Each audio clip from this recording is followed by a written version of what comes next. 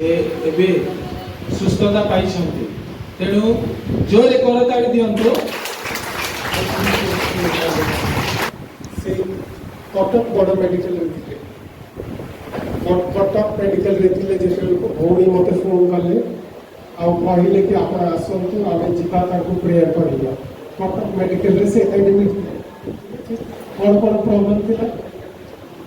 ମୋର ହାର୍ଟ ଅଛି, ଡାଇବେଟିସ୍ ଅଛି, ହାଇ ପ୍ରେସର ଅଛି, ପେଟ ଗ୍ୟାସ୍ ହେଉଛି, ଗୋଡ଼ ହାତ ଥରୁଛି, ଦେହ ଥରୁଛି, ସବୁ ଚାଲି ପାରେନା, ବିଛଣାରେ ଉଠି ପାରେନା। ସେ 6 ମାସ ଖଣ୍ଡ ହେଲାଣି ବିଛଣା କରିଦେଇଛି। 6 ମାସ ଖଣ୍ଡେ ସେ ବିଛଣାରେ ଥିଲେ। କଟକ ବଡ଼ ମେଡିକାଲରେ ସେ ଆଡମିଟେଡ୍ ଥିଲେ। ଆଉ ତାଙ୍କର କଣ୍ଡିସନ୍ ବହୁତ ଖରାପ ଥିଲା। ସିଷ୍ଟର ଯେତେବେଳେ ମୋତେ ଫୋନ୍ କରି କହିଲେ କି ତାଙ୍କ କଣ୍ଡିସନ୍ ବହୁତ ଖରାପ ଅଛି, ଆଉ ଗ୍ରୁପରେ ତାଙ୍କର ଫଟୋ ସେୟାର ହେଇଥିଲା। କେତେ ଜଣ ଦେଖିଛନ୍ତି ଫଟୋ? 3-4 ଜଣ ଆଟଲିଷ୍ଟ ଫଟୋ ଦେଖନ୍ତୁ।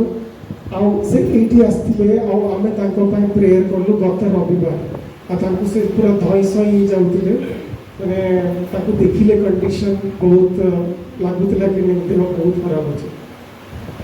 ବଟ୍ ପ୍ରଭୁ ଆମର ପ୍ରାର୍ଥନା ତାପରେ କ'ଣ ଶୁଣନ୍ତି? ଠିକ୍ ଅଛି, ଗୋଟେ କ୍ଲାପିଂ କରନ୍ତୁ ପ୍ରଭୁଙ୍କ ପାଇଁ। Thank you.